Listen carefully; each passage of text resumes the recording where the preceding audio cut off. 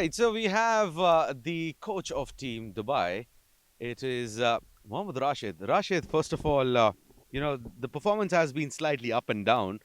You had moments in the game wherein, the team was counter-attacking and taking the momentum on your side. But suddenly there was a collapse that followed. So tell us, about that. Is that the wicket that had to do something in that, or is that the guys lacked in execution? I think we had a set plan that we'll try to be aggressive at the same time and not stop our shots. So we tried to do that, but some of them paid off, some of them didn't. But I think the wicket is slightly difficult right now. It was a good toss to win, and batting first was the right choice. I still think, and we're I think probably 30-35 runs short, but we'll try to make it up in our bowling. Well, walk us through about that cameo that Abdul Malik and that partnership, 50 runs partnership that they came in. What was the message sent out with Abdul Malik? See, we always, I think, whoever is playing in our team, it's a said thing that they play in their natural game. It's always that, and I think we didn't have any, sort of change to their nature of play. So that was a normal thing. They played their natural game. They got the balls. They hit them out, and I think it was a very good partnership. A handy 50 runs, I think. Well, one most important question out here: how are you guys planning to defend this total? It's a very tricky total, as we understand, but yet you have to put in some extra effort, have this extra, kick coming on in terms of your strategies. How are you planning this out? See, basic. We'll try to stick to our basics, and we'll start. I think we know that this wicket, in the beginning, the faster bowlers get some assistance. So we'll try to use that and see how the faster bowlers, take out as much advantage to them. And once that is done, then obviously the spinners come in, and we'll try to choke them and put in a lot of pressure and take our chances. That's very important. Fielding would be something we're very confident that we'll try to. Grab those half chances and put a lot of pressure on them. Well, one last thing before I let you go with your boys. Seven's wicket usually supports the fast bowlers, sea movement. There's a lot of swing because of the overhead conditions, open area. Now, it hasn't been the case today. The fast bowlers weren't getting that, support from the surface. The decisions coming in from Rohan Mustafa as well. He went back to spinners. It paid off. Do you think that there is a difference here in terms of the typical sevens wicket? No, I think probably they have a different plan, but I think there's something in it for the faster bowlers in the beginning because of obviously, like you said, there's open air and there's a lot of wind which should support the faster bowlers. The swing should come into play, and I think the wicket is quite hard. And the seam should come into play if you bowl into the right areas, and if a fast bowler uses the wicket properly, I think it will help them initially. Yes. Well, thank you so much for your insights and having a chat with us. Thank you. You can have your time with your boys. That was Mohammad Rashid, the coach of Team Dubai, and back to you, the commentary box. All right, guys. So we are here for this rope side interview with one of the senior UAE team member, Rizwan CP, who was away from the circuit. However, he's back and back with a bang. CP, please come forward. Would definitely want to hear your experience staying out of the country for such a long time and then coming back and delivering such a performance. Yeah, thank you, Asim, for the intro. Actually, yeah, I missed cricket a lot. Being away from UAE almost for 5 months, I missed cricket a lot. But I was practicing. At least I was doing what is in my control. But I'm happy that everything is coming to the process well. Well, we did not see you much in terms of your bowling skills, in the previous seasons. But yes, you are stepping in and proving your point with every opportunity that you have, regardless whether you're playing for your club in the domestic circuit or you're playing in the domestic D20 or regardless the domestic format organized by ECB. So, how confident are you feeling with every game that is progressing? First of all, I would like to thank our captain Ron Mustafa who showed faith in me, and also the management who have good faith in me. I've been playing for Bukhatir 11 for quite a long time. I've been delivering with the bat and ball for them, so they had the confidence, and I'm very happy our skipper Ron Mustafa backed me, and he gave me confidence and bowled me very good crucial parts.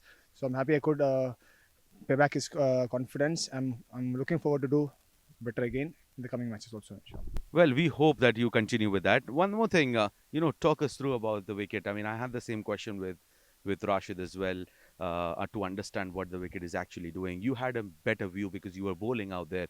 So tell us, more. Is it the typical sevens, quick, fast-seeming wicket, or is it that the spinners have a lot more in this? No, what I felt is that in this wicket, if a batsman decides to apply himself, it's very tough to get him out unless he decides to throw his wicket away.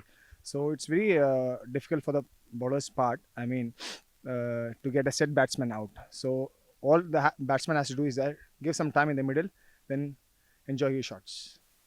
And what was the strategy that is coming in from Rohan Mustafa? How do you plan to chase this out? See, yeah, he has a specific plan on his part.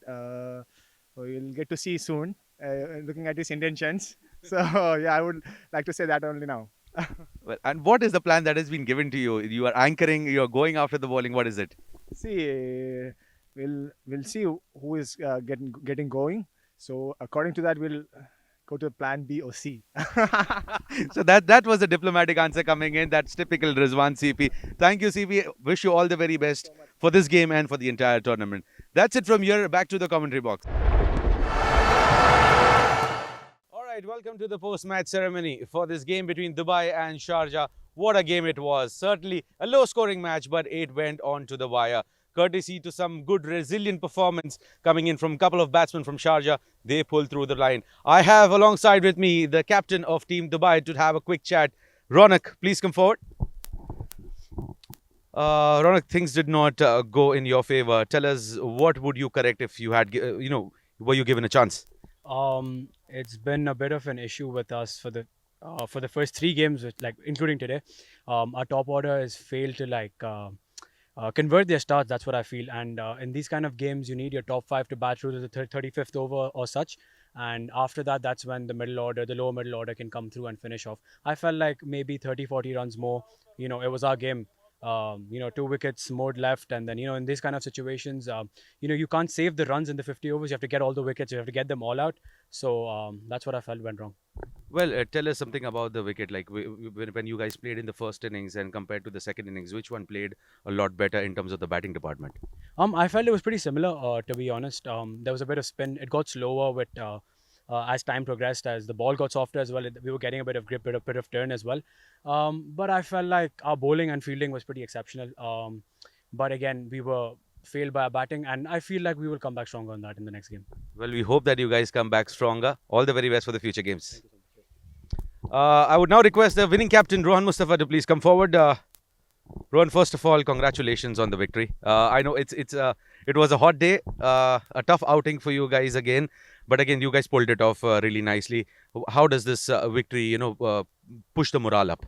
First of all, thanks to Allah. Yeah, of course, our team have a very good side. As you know, we played against Fujairah. We played really well.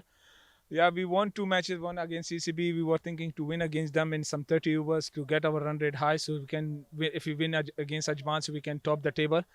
But as Ronak said, the ball gets softer, it's hard to hit, and sometimes wind doesn't support you from one end, so it's quite hard to hit. But still, we are happy with 36 over. We chase it down, and the next match is very good for us. Playing against Ajman, it will be a very good match. Definitely, it's going to be a very good match. Now, tell us about the conditions that you guys are playing. It's really challenging. But how, as a sportsman, that you come out of this and tackle this out? To be honest, Asim, I don't feel anything. Alhamdulillah, I was training very hard in this out, and I was running like 3 o'clock, 4 o'clock. When I was running, everyone was watching like he's crazy man or something like that. But Alhamdulillah, that helping me a lot in this condition as well. So, but still, yeah, there is a lot of player who doesn't play 50 overs. They play just T20. I think it's very hard for them, but there is no other choice. You have to stand, and if you back yourself, you can stand. If you say it's hard, so it is very hard then. Well, that's some advice coming in for the young generation and those who don't train hard and go by the advice. All the very best for the future games, Rohan. Thank you very much, Hasan.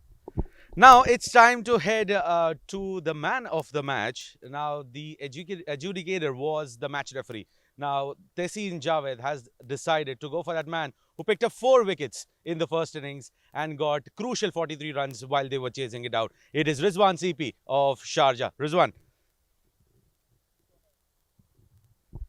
first of all, congratulations. Please come forward. Please come forward. First of all, congratulations on that particular performance that you have put in. Tell us something about, how tough the situations were, and then, how strongly were you prepared to come out of it? First of all, I would like to thank Almighty Allah. I was able to do well for the team, and as you said, it was really tough conditions out there because we are not used to play in the hot sun, obviously. Especially in my part, I was, as I said before in the interview, also I was in the hometown. I was hardly in the sun, so for me it was really challenging. But I'm just getting used to that. I'm sure with time I'll be able to adapt much better. Well, you come from a very strong technical background in terms of your batting. That performance that came in against Ireland. I mean, do you think that you were put into a similar sort of situation today, when your entire team was backing on you to stick around right till the end? Yeah, actually, as you were asking last interview last time, like we were having a plan. As Ronnie said, we were planning to chase down at 30 overs. But in my mind, I was little hesitant because I know how it was behaving the wicket. Especially I bowled myself, so I know it's not that easy to hit down the ground because it's holding a little. I knew it's not that easy, so I took the responsibility on my part that I will try to play the anchor role and let others play around me. So I almost did, but I'm a little disappointed that I didn't carry the innings off. But I'm sure I'll learn from this and try to put up a much better show next time. Well, Rizwan, one last question. Was it much easier to bat in the first innings, or comparatively, was it easier to bat in the second one? Uh, I would say the wind plays a big role in the second innings because afternoon time wind blows almost one side. So literally you have to close out that area. I mean that end of the ground. So it's a little tricky for the batsman batting second. But having a target in mind makes slightly things easier. That's it, I would say. Well, once again, an extraordinary performance. We hope that you guys continue in person this performance in the rest of the tournament and the coming season. All the very best. Thanks a lot, Asim. Take care. That's it from the post-match ceremony. We'll head back to the commentary box. Let's take a look at the highlights then of the run chase. Abdul Malik came in and was immediately counter-attacked. Lovely punch through extra cover by Rohan Mustafa, who was in outstanding touch. Khalid Shah also off the back foot. That square cut looked really good. For once it looked like he would get a big score. But that man Rohan Mustafa, the captain, really climbed into Amir Hamza. Anything pitched up was smacked over extra cover. Did it consistently. That lofted drive through and over extra cover really peppered that area of the boundary. And this was an outstanding run out. Ahan Fernandez, bullseye, got the first wicket, but Rohan Mustafa did not change his mood, kept counter-attacking. Down the leg side this time, beat square leg once, kept going after Amir Hamza. This time again that trademark lofted extra cover drive, but then his luck finally ran out. A top edge, Lakshman Manjrekar snared it.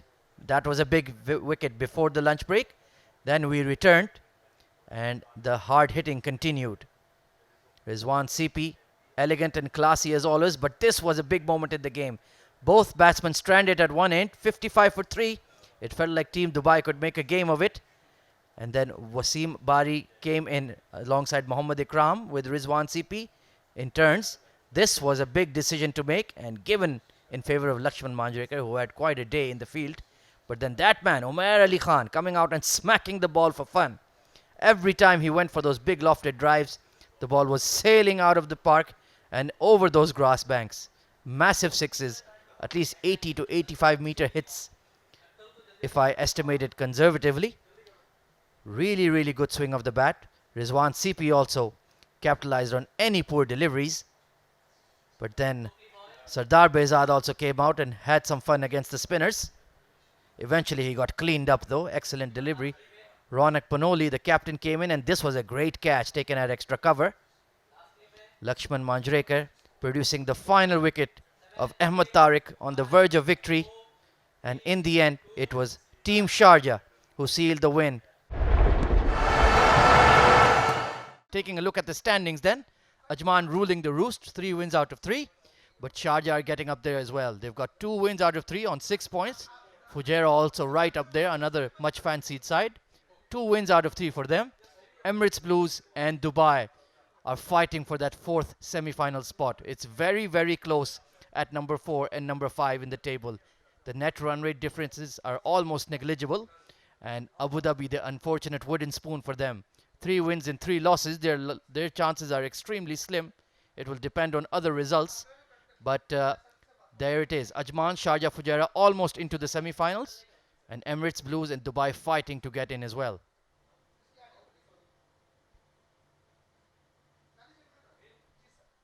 And of course, we have to remind you that the broadcasters of this tournament, it is being broadcast live and exclusive on Dubai Sports, Dubai Racing, and the YouTube live stream of the Emirates Cricket Board. From the 6th onwards, we will be live and unfiltered on TV at Dubai Sports and Dubai Racing. So do tune in for the first time seeing live cricket on the terrestrial channels. This tournament will be produced and shown there completely, and we'll start with Team Ajman taking on Team Sharjah on the 6th of September, live from the Dubai Sevens Cricket Stadium. That's all for today, so join us on the 6th. Till then, see you later.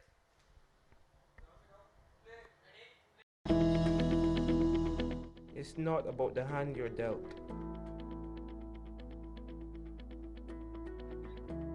It's not about your opponent.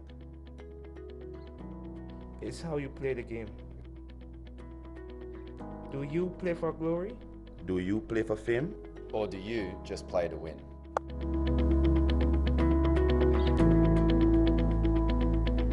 Wolf777, where winners play.